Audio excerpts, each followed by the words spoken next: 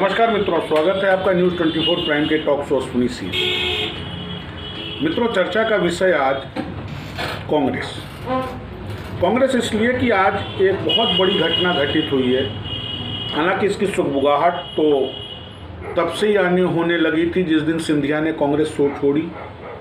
उसके बाद पायलट का प्रकरण हुआ, परंतु वो जो एक विरोध का बीज अंकुरित हो रहा था आज वो प्रस्फुटित हुआ, जिसमें कांग्रेस के बहुत सारे सीनियर लीडर्स ने पहली बार मुखर होकर के गांधी परिवार के प्रति बगावत तो नहीं कहेंगे लेकिन विरोध जरूर दर्ज कराया। आज एक तथाकथित बृहद स्तर पर कांग्रेस के सीनियर लीडरांस की एक मीटिंग हुई जम्मू कश्मीर में। गुलाम नबी, आनंद शर्मा, ऐसे कई दिग्गज नेता जुड़े और एक बात पर सबने सहमत जाहिर करी कि पिछले एक दशक से कांग्रेस दिन ब दिन कमजोर होती जा रही है, गिरती जा रही है। हरियाणा का भी प्रतिनिधित्व था।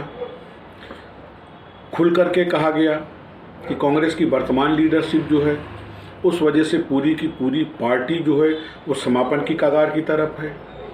आनंद शर्मा ने भी इस बात को बड़ी प्रमुखता और मुखरता के साथ कहा कि नेतृत्व की कमी से कांग्रेस जूझ रही है।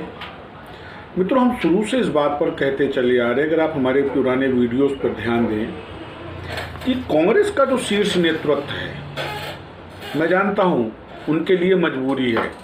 आज अगर गांधी परिवार कांग्रेस छोड़ता है या कांग्रेस से हटता है तो निसंदेह उससे गांधी परिवार को भी बड़ा नुकसान होगा और कांग्रेस का जो वर्तमान अस्तित्व है कांग्रेस आई के रूप में ये भी खत्म होगा, क्योंकि कांग्रेस में एक से एक बड़ा धुरंधर नेता है जो स्वयं में सक्षम है अपने संगठन का,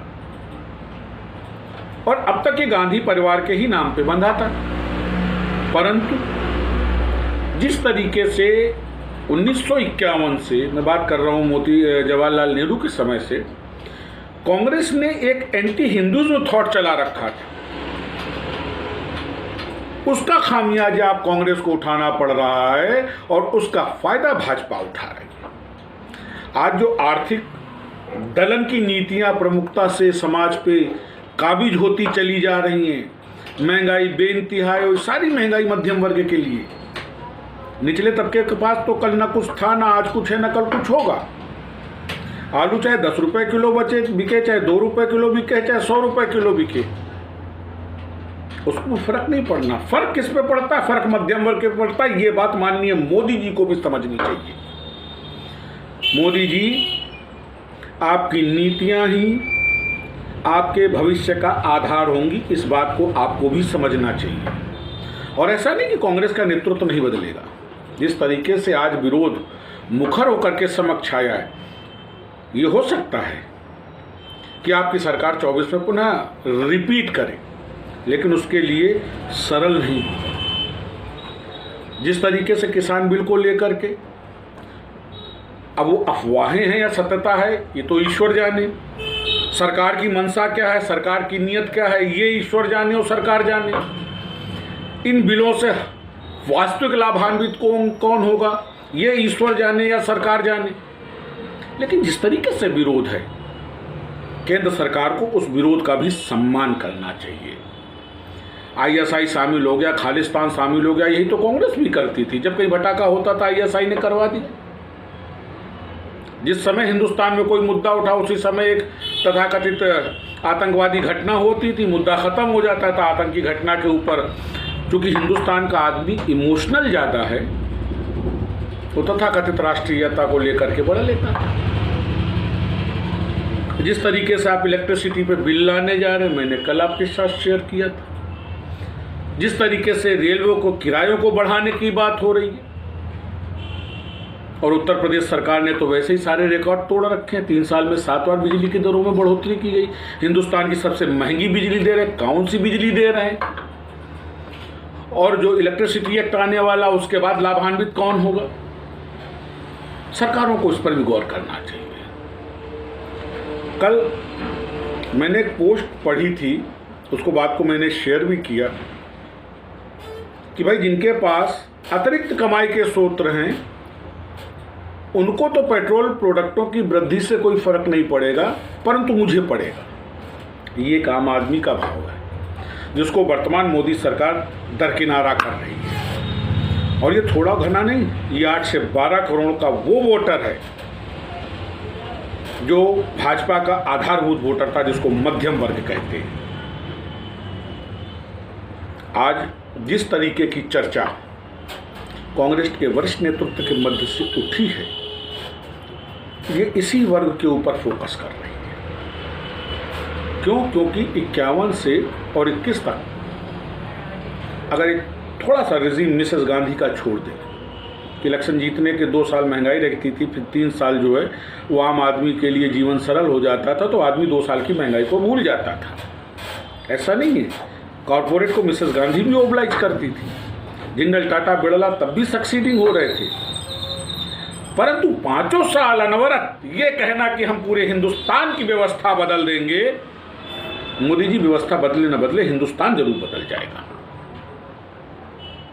और वो चीज हिंदुस्तान के लिए भी घातक होगी और भारतीय जनता पार्टी के लिए भी होगी। ये बात भाजपा के भी शीर्ष नेतृत्व को और संघ को समझना चाहिए। 50 साल की प्लानिंग,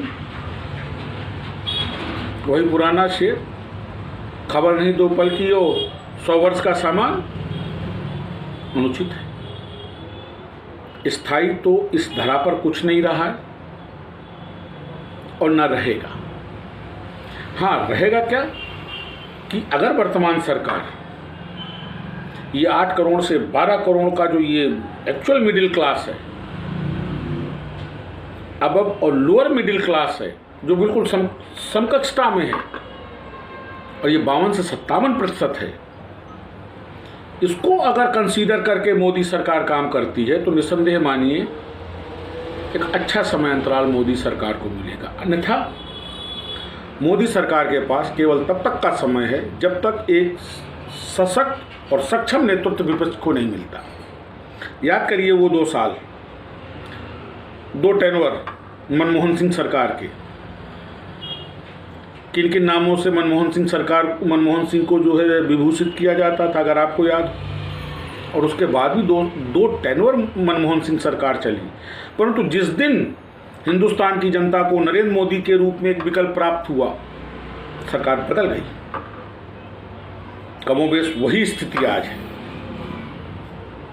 तथाकथित हिंदू मुस्लिम के मुद्दे को लेकर के जो एक भय का वातावरण व्याप्त है दोनों ही वर्गों में, ये कटु सत्य है। इसका कुछ तो लाभ है भाजपा को, लेकिन जो भाजपा की आर्थिक नीतियां हैं उनसे ये लाभ सहने सहने क्षीण होता जा रहा है।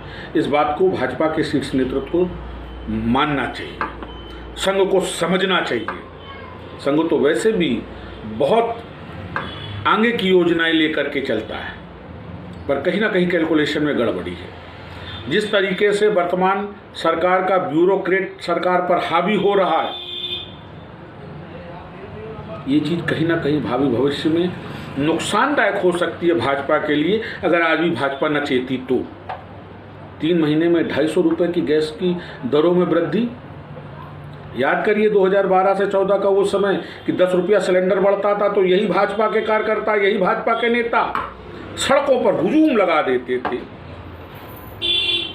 मुझे याद है हमारी वित्त मंत्री का वो कथन, जब उन्होंने कहा था कि पेट्रोल प्रोडक्ट्स के दरों में वृद्धि कहीं ना कहीं सरकार की असफलता का द्योतक है। तो आदरणीय, आज क्या हो गया? आज कैसे आप कह रहे हैं कि ये कंपनियां कर रही हैं? उस समय भी तो सरकार की कंपनियां थी। तो ये दोहरा चरित्र जो है ये कहीं ना कहीं भाजपा के लिए घातक हो सकता है। समझना चाहिए मोदी सरकार को। और आज का जो सिग्निफिकेंट है, जो कांग्रेस का वरिष्ठ नेतृत्व जिस तरीके से मुखरता के साथ आगे आया है, अगर कहीं ये लॉबिंग हो गई तो निसंदेह भाजपा के लिए रास्ता उतनी सुगम नहीं होगी आने वाले लोकसभा चुनावों में जितनी सुगम वर्तमान नेतृत्व के समय पर है। ये कांग्रेस के लिए भी एक सोचनीय विषय है। हम आप चर्चा करते रहेंगे। आप हमारा चैनल सब्सक्राइब करिए और हमको लाइक करिए। नमस्कार।